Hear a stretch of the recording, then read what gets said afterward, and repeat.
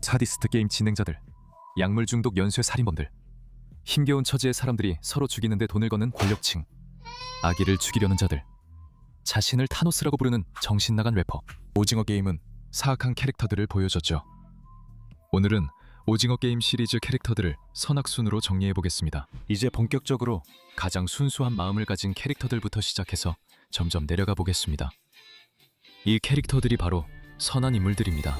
이번에도 논란이 있을 걸 저도 압니다. 이 인물이 어디에 속해야 할지 여러 번 고민했지만 결국 성기훈, 즉 456번 참가자를 최상위에 둘 수밖에 없었습니다. 이 부분을 시작하면서 먼저 말씀드릴 것은 기훈이 이 자리에 있는 이유가 그가 가장 결점이 없는 인물이기 때문은 아니라는 점입니다.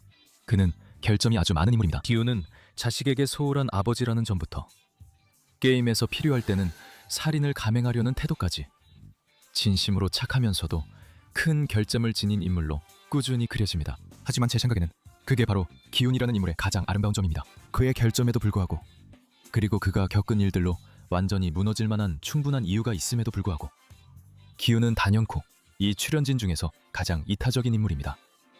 그리고 그 이유는 두 단어에 있습니다. 바로 아기죠. 그는 줄넘기 도전에서 준이의 아기를 안고 건넜고 1분 남았을 때도 다시 돌아가 그녀를 업고 건너오기로 결심했습니다. 그는 남은 게임 내내 자신의 목숨을 걸고 아기를 지키며 결국 마지막 라운드에서 그녀가 살아남을 수 있도록 자신의 생명을 희생합니다. 또한 마지막 게임 전 기훈은 프론트맨에게 남은 참가자들을 죽이라는 가짜 협상 제안을 받았습니다. 남은 참가자들은 모두 정신이 나갔거나 냉혈한 사이코패스였습니다. 기훈은 이 사람들을 죽일 만한 정말 모든 이유가 있었음에도 불구하고 정말로 어쩔 수 없는 상황이 오기 전까지 폭력을 선택하지 않았습니다.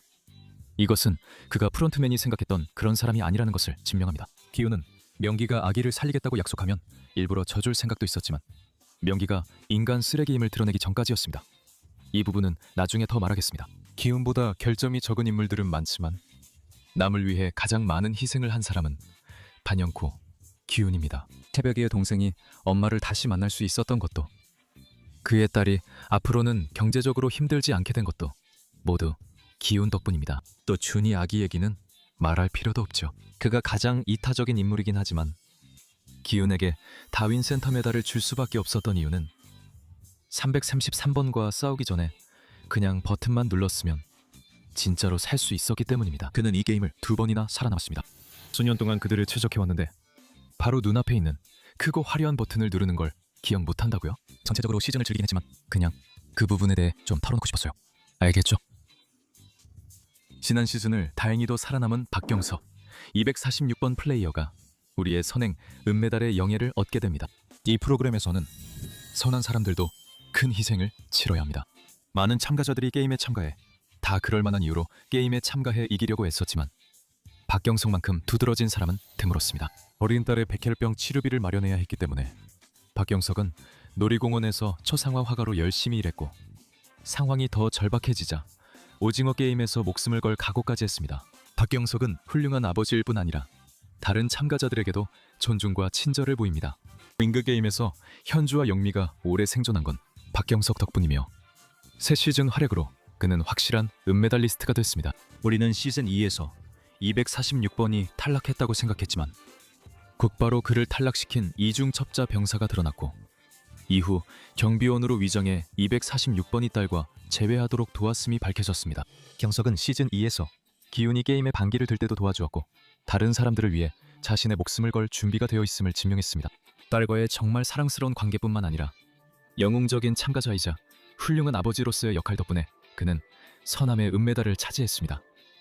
그리고 선함의 동메달은 이번 시즌 우리가 가장 준비가 안 되어 있던 죽음, 바로 120번 참가자 조현주에게 돌아갑니다. 현주는 지난 시즌 MVP로 큰 차이로 선정됐습니다. 현주는 임신한 준이부터 노년의 금자, 그리고 두려움에 떠는 용미까지 힘과 기술을 끊임없이 사용해 약한 참가자들을 보호했습니다. 마지막 시즌에서 그녀의 이타심은 더욱 극대화됩니다. 숨바꼭질 게임 내내 맹활약을 펼친 끝에 그녀는 팀원들 중 가장 먼저 출구를 찾아냅니다. 하지만 진정한 기가 샬럿답게 그녀는 단연히 금자, 준이, 그리고 아기를 구하러 다시 돌아갔고 그로 인해 비극적으로 명기에게 아무런 망설임 없이 살해당하고 맙니다. 내가 보기엔 120이 가진 유일한 단점은 나를 울게 만들었다는 사실뿐이. 아니 정말 최고의 인물 얘기 두 편만 더 볼 순 없었어? 지금 코인 멍청이에 대해 불평하고 싶지만 나중에 충분히 얘기할 시간이 있을 거야. 알리 압둘 199번 참가자를 상위 3명에서 제외하는 건 정말 잘못된 일 같아. 시즌 1만 본다면 알리가 단연 최고의 선택이 될 거야. 기훈이 두 번째 시즌 무궁화 꽃이 피었습니다에서 누군가를 구하러 간 건 시적이야. 그게 첫 시즌에서 살아남은 유일한 방법이었으니까. 알리는 게임 내내 힘을 좋은 일에 썼어. 우리는 그가 무궁화 꽃이 피었습니다에서 기훈을 구할 때부터 그 모습을 볼 수 있었어. 알리는 한 팔로 기훈이 자리를 벗어나지 않게 붙잡아줬지. 199번은 착하고 남을 잘 믿는 사람이었어. 가족을 위해 애썼지만 누구도 해치지 않으려 했지. 안타깝게도 그게 구슬치기 게임에서 그의 죽음으로 이어졌어. 정확히 말하면 알리의 유일한 단점은 그가 지나치게 착하다는 점이었어. 그가 원했던 유일한 것은 친구들과 가족을 위해 가장 좋은 것이었어. 말할 만한 나쁜 점이 전혀 없기 때문에 알리를 이렇게 낮게 평가하는 유일한 이유는 상위 3명에 비해 이타적인 행동이 적다는 것뿐이야. 그래도 그는 여전히 대단한 사람이야. 또한 비극적으로도 그는 결국 가족을 도울 수 없었다는 사실도 있어. 그가 떠난 이후로 가족의 상황이 오히려 더 나빠졌을 수도 있다는 뜻이야. 그의 아내와 아이는 무슨 일이 있었는지 영원히 알 수 없고 대책을 남겼다는 증거도 없어. 이게 도덕적 문제는 아니지만 그래서 그를 우리 상위 3명보다 조금 낮게 평가하는 거야. 다음은 김준희 222번 참가자. 불쌍한 준희.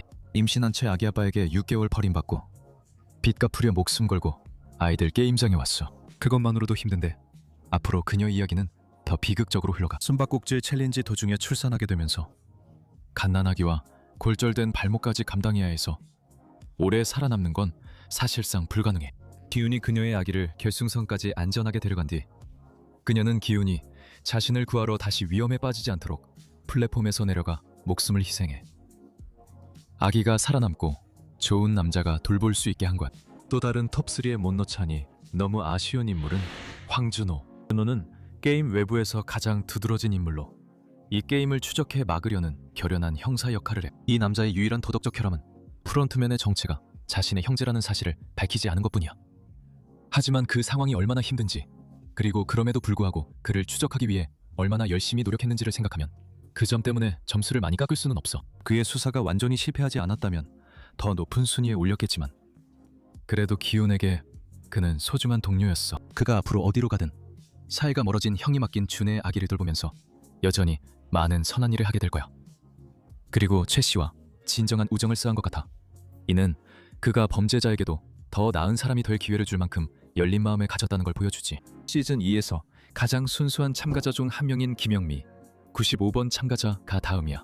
그녀의 배경 이야기는 다른 신입 참가자들보다 많이 안 나와. 우리가 아는 건 그녀가 산령하고 소심한 소녀라는 것뿐이고 이 게임들에 대해 누구보다도 가장 합리적이고 현실적인 반응을 보였다는 거야. 완전한 순수한 공포지.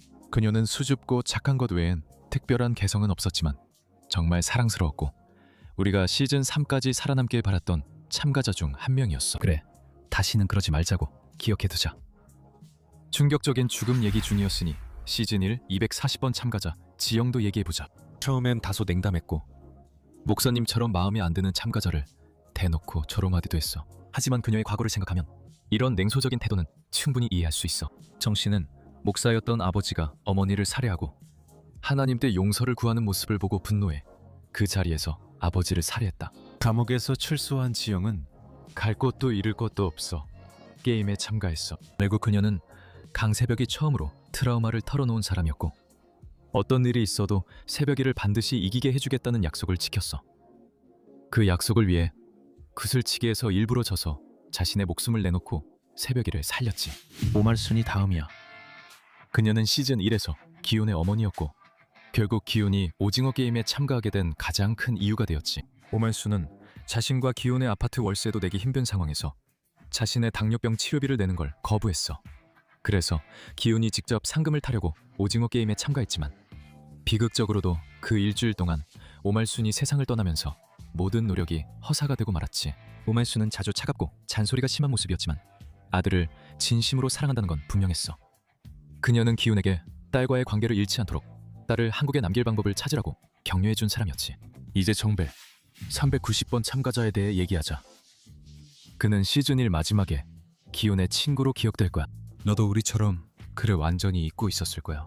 하지만 그래도 기억이 안 난다면 그는 이번 시즌 MVP 중 한 명으로서 친구들에게 말동무가 되어주고 심지어 오징어 게임 본부를 습격하는 일까지 도우며 제대로 존재감을 보여줄 거야. 전배는 네가 제대로 먹지 않으면 억지로라도 먹게 만드는 그런 친구야. 이런 점들 때문에 그의 마지막이 더욱 가슴 아팠던 거지. 물론 그 남자가 처음에 기운을 경마에 빠지게 만든 장본인이라는 게 밝혀졌지만 우리 생각엔 여기서 보여준 그의 활약으로 그 모든 걸 충분히 만회했다고 봐. 완전히 선한 인물 중 마지막에 가까운 인물은 세미. 380번 참가자야. 세미는 비교적 평범한 소녀로 신뢰할 수 있거나 다루기 쉽다고 생각되는 사람들과 동맹을 맺으면서 자신이 이길 수 있는 최고의 기회를 줄 것 같은 사람들을 선택해. 세미는 타노스와 남규가 멍청해서 더 다루기 쉽다고 생각해 그들과 함께하게 되고 이 점에서 그녀의 약간은 사람을 조종하려는 면이 드러난다. 하지만 그녀는 의외로 다정한 면도 있어. 세미는 민수를 가장 먼저 친구로 받아들이고 게임 내내 그를 챙기며 그의 겁쟁이 같은 면에도 불구하고 항상 곁에 대서 힘이 되어줬어. 심지어 다른 팀원들에게 민수가 나쁜 영향을 받지 않도록 지켜주기도 했지. 세미는 그저 힘든 시기를 함께 이겨낼 수 있는 믿을 만한 누군가를 원했을 뿐이야. 그리고 왜 그녀가 그 역할로 아주 잘못된 사람을 선택했는지는 나중에 이야기할 거야. 진짜 오징어 게임은 잔인한 사람들을 만들어 잠깐 기회를 주고 결국 부당하게 죽게 만드는데 능한 것 같아. 그렇지. 시즌 3에서 그녀가 사오 카메오로 나온 걸 볼 수 있었지. 자기 죽음을 지켜본 남자를 용서하는 건 정말 그녀다운 것 같아. 지난번보다 점수를 조금 잃은 잠금자 149번 참가자는 이번에는 착한 쪽 순위가 좀 더 낮아졌어. 149번은 게임에서 가장 괜찮은 사람 중 한 명임을 증명했어. 준혜와 현주에게 어머니 같은 존재였고 현주의 정체성을 서서히 받아들이게 됐지. 또 준혜가 힘든 시기 그녀에게 남은 몇 안 되는 위로와 보살핌의 원천이었어. 시즌 2에서 그녀의 단점은 가끔 눈치가 없다는 점이야. 현주를 잘 알기 전엔 보기 싫다고 말하기도 했지. 그래도 그녀는 항상 주변 젊은이들을 챙기고 돌봐주는 따뜻한 사람이야. 시즌 3에서 그녀는 여러 힘든 순간을 겪는데 특히 운명의 비극적 반전으로 아들을 직접 죽여야 했던 일이 가장 두드러져.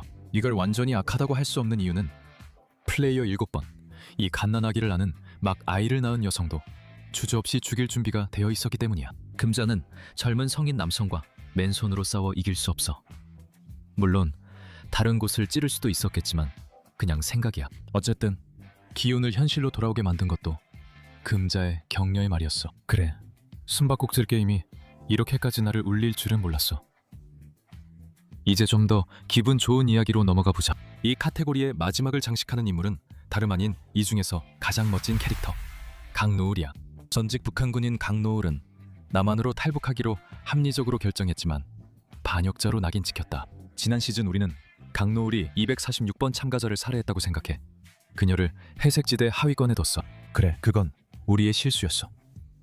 이번 시즌 강노을은 최고의 캐릭터 중 하나임을 증명했지. 딸을 다시 만나려 하면서도 강노을은 다른 남자를 살리고 그 딸이 혈액암을 앓거나 아버지 없이 자라는 걸 막았다. 강노을은 246의 죽음을 위정했고 또 다른 경비원을 총으로 위협해 그의 목숨을 구하게 만들었으며 그를 군인으로 위장시켜 탈출할 수 있도록 자신의 목숨을 걸고 싸웠고 직접 수많은 군인들과 싸워 그들을 죽이기도 했지. 가장 인상적인 점은 강노을이 나연에게 맛있어 보이는 롤리팝을 줬다는 거야. 이로써 그녀가 최고의 가상 영웅임을 확실히 증명했지. 이 사람들도 그런 운명을 맞을 자격은 없었겠지만 회색지대에 있는 이들은 손의 피와 더러움을 조금 더 묻힐 각오가 되어 있어. 이 부문 첫 번째 선수는 소개가 필요 없어. 강세벽 67번 참가자는 시리즈에서 가장 상징적인 인물 중 하나야. 그럴 이유도 충분하지. 아니, 외모만이 이유는 아니야. 그게 전부는 아니지. 새벽은 전쟁, 폭력, 두려움으로 점철된 지역에서 자란 탈북자야. 그녀는 남동생과 탈북 후 동생 양육권을 되찾고 어머니를 남한에 데려오려고 돈을 모으는 데 힘썼어. 새벽은 게임 참가에 가장 정당한 이유가 있지만 동시에 가장 냉혹한 참가자 중 하나야. 게임 전부터 그랬어. 그녀는 칼이나 뜨거운 커피 등으로 주저없이 사람을 위협하고 덕수와 함께 상당한 범죄 전력이 있어 범죄에는 끔찍한 일도 포함됐을 것으로 보인다. 또 필요하면 소매치기도 하고 기운때도 받듯이 이런 행동은 경제적 어려움에 처한 이들에게 큰 상처를 줄 수 있다. 하지만 새벽의 모든 행동엔 악의가 없어. 그녀는 그저 살아남아서 전쟁과 가난을 평생 겪은 끝에 가족에게 더 나은 삶을 만들어주고 싶을 뿐이야. 그녀는 또한 기훈이 유리다리에서 올바른 팔 순서를 기억하도록 도와줬고, 이후에 그가 상우를 바로 죽이려는 것을 막아 그의 몸과 마음이 타락하지 않도록 구해줬어. 그녀의 말은 시즌 3에서 기훈이 100번 참가자를 죽이려 할 때도 그에게 영감을 줬어. 솔직히 그땐 덜 비난했을 거야. 채백이가 더 오래 살았다면 분명 멋진 사람이 됐을 거라 확신해. 아무, 그건 정말 못됐어. 다음은 시즌 2에서 가장 미움받았던 참가자인 민수, 125번 참가자. 야, 이번 시즌에서 우리는 민수가 완전히 멋진 인물로 거듭나는 구원 스토리를 가지거나 아니면 겁쟁이에서 완전한 악당으로 변할 거라고 기대했어. 하지만 결국 그는 둘 중 어느 것도 제대로 하지 못했어. 적어도 완전히는 아니었지. 민수는 시즌 2 때처럼 줏대 없는 얼간이는 아니지만 그렇다고 해서 꼭 영웅도 아니야. 민수는 말 그대로 살아남는 것에만 신경 쓰고 남규 같은 사이코패스들에게는 점점 더 무자비해져.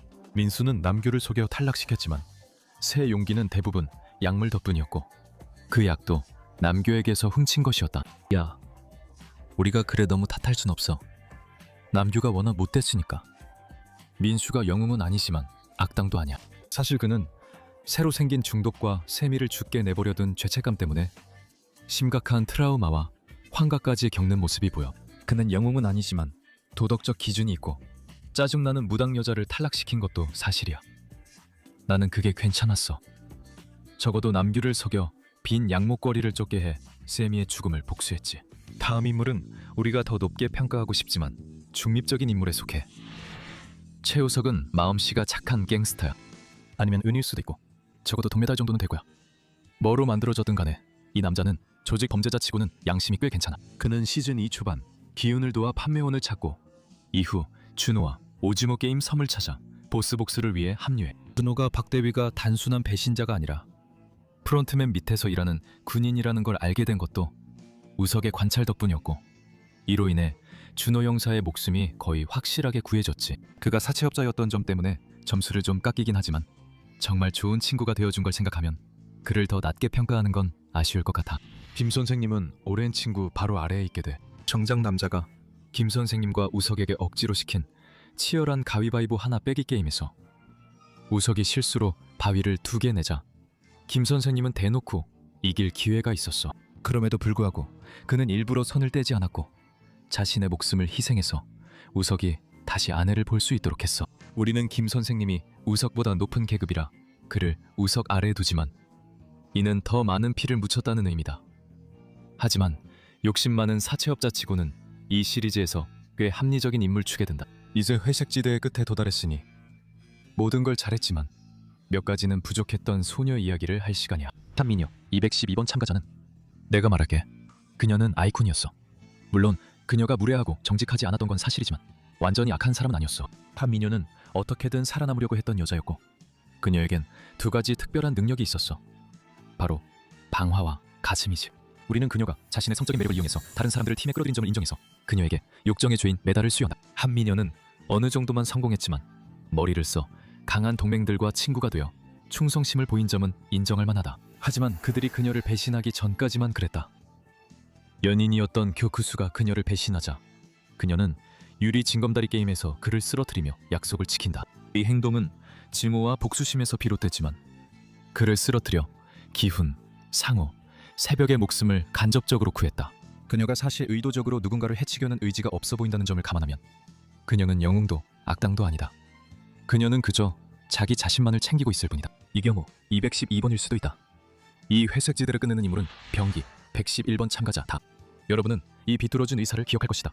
그는 게임에 대한 정보를 얻기 위해 사망한 참가자들의 장기를 적출하겠다고 제안했던 인물이다. 이건 분명 타락한 행동이다. 병기가 이를 기꺼이 하려 한 건 그의 심각한 도덕적 결함을 보여준다. 하지만 변명하자면 그는 끔찍한 상황에서 생존을 위해 자신의 기술을 쓸 뿐이다. 병기는 결코 동료 참가자들을 해치려고 하지 않는다. 그는 살인을 제외한 어떤 방법으로든 살아남으려고 할 뿐이다. 그가 스태프가 자기를 속이고 있다고 의심하자 분노와 공황, 수면 부족으로 그들을 공격한다. 그들이 그의 감금자임을 고려하면 우리도 그를 크게 비난하지 않는다. 그래도 212번처럼 111번도 자기 자신만을 생각하고 있기 때문에 우리가 그를 악당이라고 부르지는 않겠지만 분명히 영웅이라고도 부르지 않을 것이다. 여러분 모두 이 순간을 기다렸을 거라 확신합니다. 횃불, 쇠스랑, 뭐든지 들고 오세요. 이제부터는 나쁜 쪽에서 악한 쪽까지의 구간입니다. 이건 좀 놀라운 선택일 수도 있지만 우리는 박용식, 즉 7번 참가자를 간신히 나쁜 범주에 넣었습니다. 전설적인 인물인 149의 아들이라는 사실에도 불구하고 이 사람은 도박 문제로 가족을 심각한 재정난에 빠뜨려서 결국 오징어 게임에 참가하게 되었습니다. 재정적 손실이 그곳에 참가할 정도로 심각했을 뿐만 아니라 그의 노모까지도 참가하게 만들 정도로 심각했습니다. 그는 어떤 상황에서도 어머니 곁을 지키는 등 좋은 면도 있습니다. 안타깝게도 어머니 곁을 지킨 것이 그의 몰락의 원인이 되었습니다. 어느 정도는요. 보세요. 용식이 게임 내내 숨은 사람을 한 명도 죽이지 못했을 때 우리는 그가 착해서 그런 줄 알았고 그래서 좋은 사람으로 볼 수도 있었습니다. 하지만 사실 그는 죽여야 할 사람을 죽일 생각이 없었던 것뿐입니다. 실제로 그는 출산 직후 부상당한 준이를 죽일 준비는 되어 있었습니다. 물론 그는 금자의 희생 제안을 거절하긴 했지만 야, 그걸로 상이라도 받고 싶은 거야? 축하해.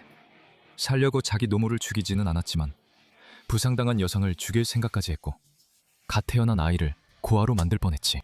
그가 자신의 악행을 인정하고 사과하긴 했지만 그런 끔찍한 일을 하려고 했다는 사실만으로도 안타깝게도 그는 우리 최하위 카테고리에 속하게 돼. 그래도 이 나머지 사람들에 비하면 아무것도 아니지. 그건 조상우 21번 참가자를 제외하고 말이야. 그는 첫 시즌의 주요 악당이지만 매우 복잡한 인물이야. 기훈의 어린 시절 친구로 그는 서울대학교를 졸업한 엘리트로서 성문동의 자랑으로 알려져 있었지. 그는 인생에서 성공했지만 자금을 횡령하고 자신의 이미지를 망치면서 모든 걸 망쳤어. 결국 어머니를 자신의 잘못된 선택으로부터 지키기 위해 게임에 참가하게 됐지. 하지만 자신의 잘못을 바로잡으려는 결심 속에서 상우는 아이러니하게도 오히려 더 많은 잘못을 저지르고 있었지. 그는 원래 남을 배려했어. 알리에게 버스비를 주거나 덕수가 죽인 271번 참가자를 챙겼지. 하지만 그의 무자비함이 결국 그를 왜곡시켰어. 구슬치기 게임에서 상우는 알리를 속여 자갈이 든 주머니를 들게 했고 그 과정에서 알리를 사실상 죽인 것이나 다름없었지. 그리고 그는 유리공이 없었다면 5라운드에 오르지 못했음에도 그를 재촉했고 이미 피 흘리며 죽어가던 강세벽까지 살해해 마지막 라운드를 더 쉽게 만들었지.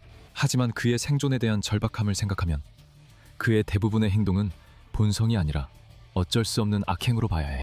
새벽을 빼면 상우는 꼭 필요할 때만 폭력을 썼어. 그 장면이 없었다면 우린 그를 회색지대에 뒀을 거야. 하지만 그가 한 모든 일이 절박함에서 비롯됐더라도 이미 죽어가던 소녀를 죽인 건 누구보다 비열한 행동이었고 성문동의 자존심이던 그에게 큰 추락이었다. 상우 다음으로는 자칭 바다의 무당 선녀 44번 참가자가 있어. 한미녀 기억나? 우리가 시즌 2에 그녀가 나오냐고 묻자 넷플릭스는 집에 있는 버전이 있잖아 그만 답했어. 그리고 선녀가 등장했지. 그녀는 영매차감 보여. 기훈이 오징어 게임에 참가한 이유를 원한 영혼들 때문이라고 바로 알아채. 사실 어느 정도 맞아. 그럼에도 불구하고 그녀는 사람들을 자주 위협하고 분명히 자신이 모두보다 우위에 있다고 생각해. 그리고 실제로 거의 침대에서 내려오지도 않아. 또 동료들이 자신을 배신했을 때 그들이 모두 죽이를 기도했지. 아 맞다, 거의 깜빡할 뻔했는데 시즌 3에서는 그녀가 무당이라는 게 완전히 헛소리라는 걸 거의 확실하게 보여줘. 놀랍지 않아. 그래도 그녀는 약한 플레이어들을 계속 꼬드겨 자기 말을 따르게 해. 타노스에게서 프라이드 2 센토메타를 빼앗는 게 잘못이라 생각지 않았어. 단 그게 선녀가 아닌 다른 사람에게 간다면 말이야. 비슷한 맥락에서 다음은 강대호 플레이어 388번입니다. 지난번에 저희가 선과 악 영상에서 이 친구의 항목을 살펴봤었는데 혹시 우리가 너무 가혹하게 평가한 건 아닌가 싶었어요. 그런데 그는 해병대 출신인 척했다는 우리의 추측이 맞았다고 밝혀 완전히 신뢰를 잃었습니다. 근경력을 사칭하는 건 정말 비열한 짓이고 대우가 가짜 문신까지 했던 걸 보면 오징어 게임이 그가 처음으로 그런 짓을 한 것이라고 생각하지도 않습니다. 데이올에게 양심이 있었다면 탄창을 가지러 다시 가기 전 사기를 자백했을 수도 있지만 그의 비겁함으로 실제 해병대원을 포함한 많은 이들이 목숨을 잃었습니다. 이 남자가 더 많은 분량을 가졌으면 좋았겠지만 어떤 배경 이야기를 만들어내다 해도 그 모든 일 이후에는 그를 존경할 만한 사람으로 만들 수는 없었을 겁니다. 첫 번째 게임에서 플레이어 278번에게 빠르게 한마디 하겠습니다. 이 사람은 덕수계의 졸개였습니다. 멍청하고 소름 끼치는 사람이었지만 자정 싸움 중 살인에 가담해 정신줄을 놓는 모습을 보니 정말 통쾌했습니다. 그의 본명은 최시봉이지만 대부분 타노스나 플레이어 230번으로 알고 있습니다. 타노스는 유명한 인터넷 래퍼로 자신을 모른다는 말에 매우 충격받습니다. 그가 사람들에게 친절하게 대하는 유일한 순간은 그들이 자신에게 복종할 때뿐입니다. 예를 들어 게임이 끝나고 나면 팬들과 사진을 찍어주겠다고 약속하는 것처럼요. 타노스는 천재적인 두뇌를 가진 인물은 아니지만 충동적인 중독자에다 도덕심도 거의 없어서 그만큼 위험한 인물입니다. 그는 무궁화 꽃이 피었습니다 게임에서 자기 앞에서 여러 사람을 죽였는데 이건 말 그대로 게임을 자기 자신에게 더 어렵게 만들 뿐이었습니다. 이런 행동으로 그는 사이코패스 척도에서 높은 점수를 받았습니다.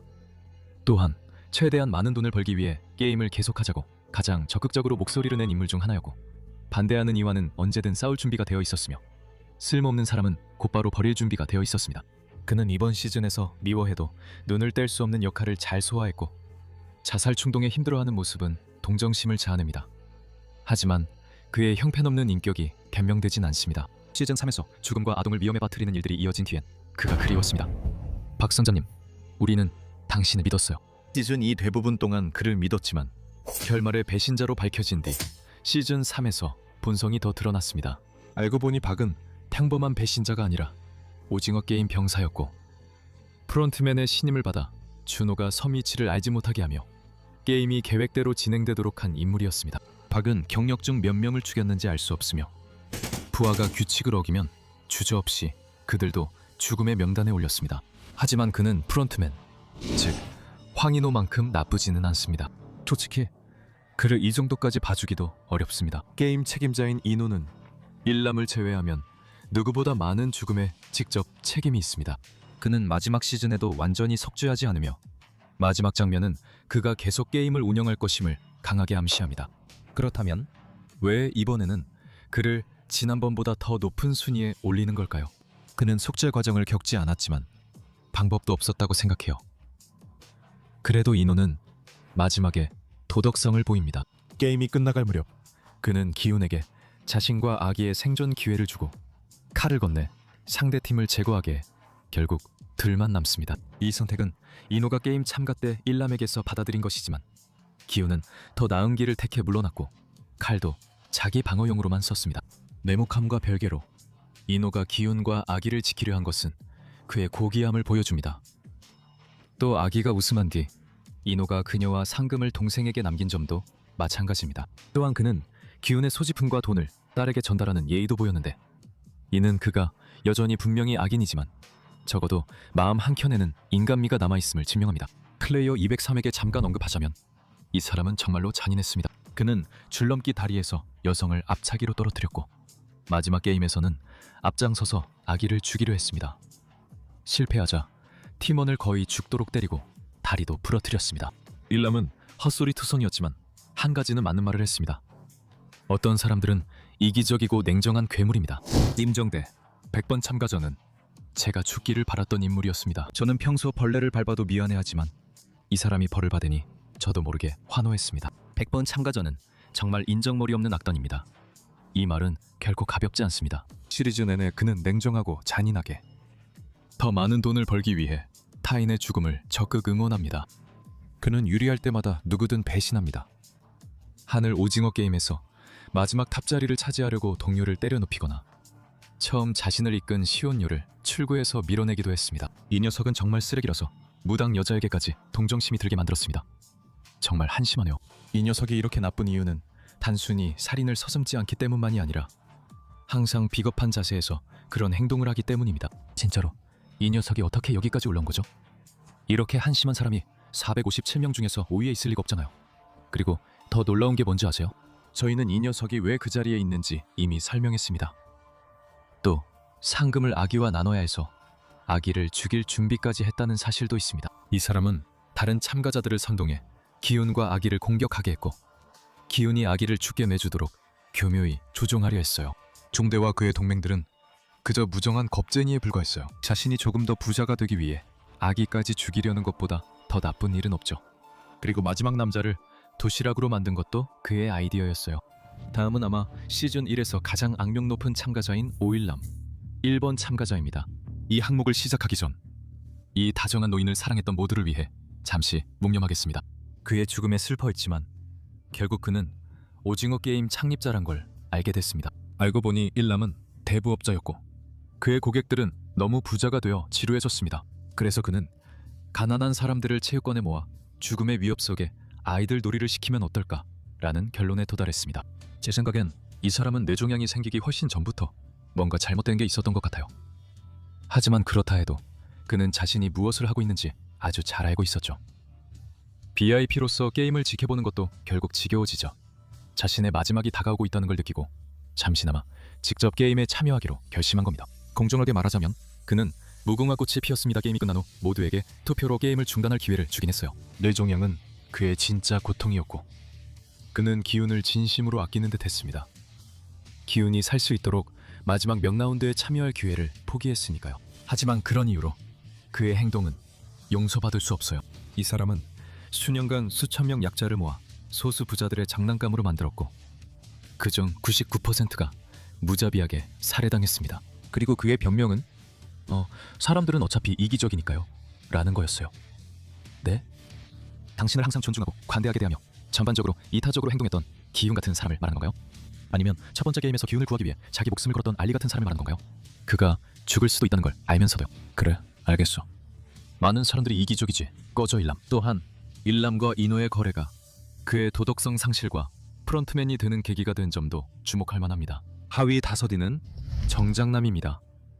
그는 기훈과 참가자들을 오징어 게임에 모집한 인물로 기억될 겁니다. 그는 시즌 2에서 다시 등장하며 우리는 그의 과거와 현재 그리고 미래가 없는 모습을 더 많이 볼 수 있습니다.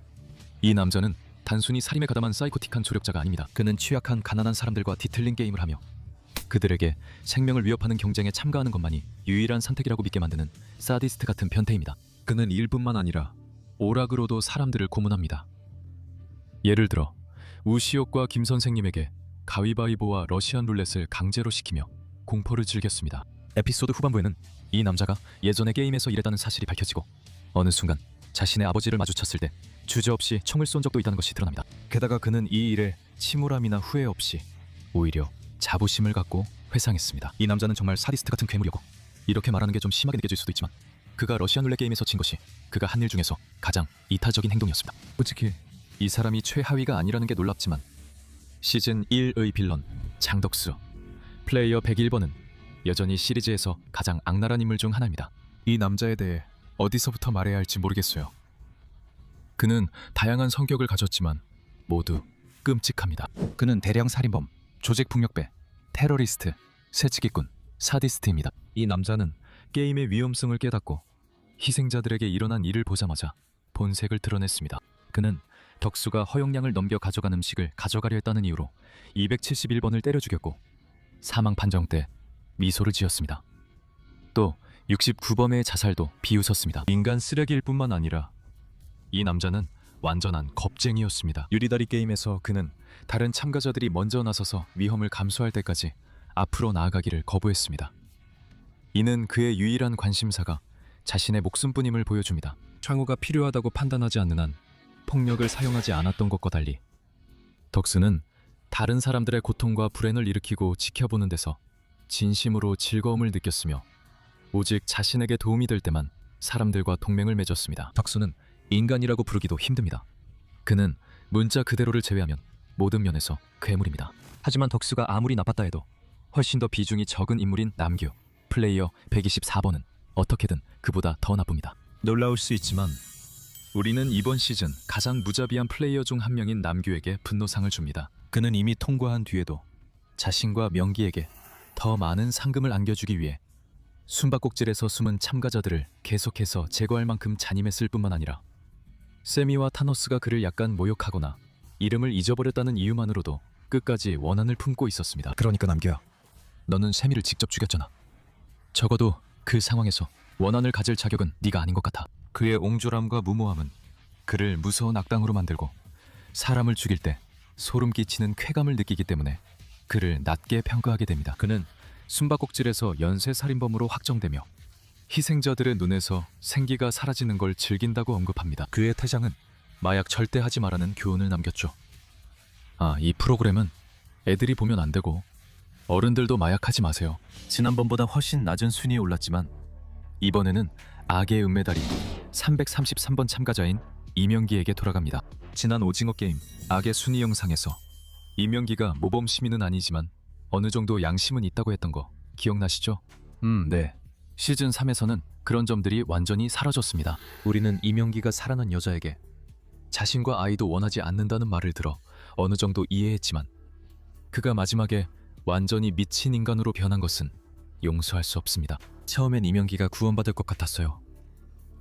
준이와 아기에게 음식을 챙기고 마지막 라운드에서 욕심 많은 노인들을 속여 기훈과 아기를 살릴 수 있게 도왔죠. 이명기가 많이 성장했다고 말하고 싶었지만 그는 결국 모든 걸 버리고 탐욕의 죄인 메달을 받을 행동을 했어요. 이명기는 플레이어 100번과 부하들을 제거한 뒤 도덕성을 버리기로 결심합니다. 그는 마지막 라운드 전 기훈을 억지로 남기려 하며 아기를 맡기고 자신이 아기를 죽여 돈을 모두 차지하려 합니다. 그것은 이 시리즈에서 누군가가 저지른 일 중 가장 아니면 가장 역겨운 일 중 하나입니다. 기훈은 333번 대신 자신이 탈락하겠다고 바로 제안했습니다. 이는 333번과 그의 아기가 모두 살아남을 수 있었고 다른 참가자가 실제로 아기였기 때문에 상금도 모두 그의 것이 될 수 있었다는 뜻입니다. 더 나아가 그 아기는 자기 친자식이었어요. 완벽한 제안을 받았는데도 신뢰 문제 때문에 거절한 건가요? 신뢰 문제가 있어도 돈 때문에 자기 아기를 절벽에 던지는 건 정당화될 수 없어. 더 쉬운 선택지라고 해서 정신 이상 항변을 할 수 있는 경우도 어느 정도 이해는 가지만 게임 내내 그가 얼마나 교활하게 행동하는지를 보면 자기 아기를 죽이는 게 정말 나쁜 일이라는 걸 이성적으로 판단하지 못한다고는 믿기 어려워. 그는 문제를 더 쉽게 해결하려고 아무 이유 없이 자기 아이를 죽이려 했어. 작가들이 시즌 3에서 이 남자를 특별히 싫어했던 것 같아. 그는 도덕적으로 훌륭한 경쟁자에서 만화처럼 악랄한 소시오패스로 변했지만 그래도 우리 1위와는 비교가 안 돼. 그리고 속어법으로 보면 이제 어디로 가는지 알겠지? VIP들은 정말 상상할 수 있는 가장 타락한 인간들이야. 처음부터 이들은 쾌락 욕망 때문에 탐식의 죄인 메달을 받을 수밖에 없어. 그게 전부인 듯하다. 이들은 게임 참가자들에게 돈을 걸고 하루를 보낸다. 도박꾼이 경마에 돈을 거는 것처럼 참가자들을 인간으로서 전혀 가치 있게 여기지 않는다. 그들 중 한 명은 69번 선수가 스스로 목숨을 끊자 화를 냈어. 슬퍼서가 아니라 그 선수에게 엄청난 돈을 걸었기 때문이었지. 만약 이 정도로도 이들이 얼마나 나쁜지 설득이 안 된다면 시즌 3에서는 더 심해졌어. 이들은 게임에서 진 사람들을 사냥하는 걸 소름 끼치게 즐겼고 심지어 경비원들을 설득해서 아기를 게임의 정식 참가자로 만들기까지 했어. 아기를 게임에 넣은 건 천재적이었어. 재미와 긴장감이 2배로 늘었지. 이런 미친놈들은 인간성이라고는 전혀 남아있지 않아. 혹시라도 조금이라도 남아있다면 죽음의 게임에서 태어난 아기를 보고 오직 게임이 더 흥미로워질 거라는 이유만으로 그 아기를 참가자로 인정해야 한다고 주장하지 않았겠지. 이런 쓰레기들 때문에 게임이 이어지고 이 자식들은 더 큰 인권 유린 게임에 돈을 걸어 오락 제공자들이 계속 이런 게임을 만드는 거야. 오징어 게임을 운영하는 사람들이 결코 무죄라고 말하는 건 아니야. 하지만 VIP들은 인간으로서 최소한의 도리조차 없기 때문에 오징어 게임 전체에서 가장 악랄한 인물로 꼽히는 건 당연한 일.